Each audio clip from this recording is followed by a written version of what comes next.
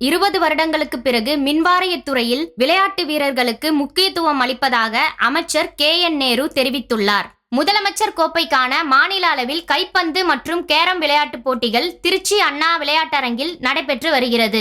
இப்போட்டிகளுக்கான துவக்க விழாவில் நகராட்சி நிர்வாகத்துறை அமைச்சர் KN நேரு கலந்து கொண்டு பேசினார். அப்போது கடந்த 20 வருடங்களுக்கு பிறகு மின்வாரியத் துறையிலும் குடிநீர் வழங்கல் வாரியத் துறையிலும் விளையாட்டு வீரர்களுக்கு முக்கியத்துவம் அளிக்கப்பட்டு வருவதாக கூறினார். இவ்விழாவில் மாவட்ட ஆட்சித்தலைவர் பிரதீப்குமார், மாநகராட்சி மேயர் அன்பழகன், சட்டமன்ற உறுப்பினர்கள் தியாகராஜன், ஸ்டாலின் குமார் உட்பட ஏராளமானோர் கலந்து கொண்டனர். ஒரு அருமையான போட்டி.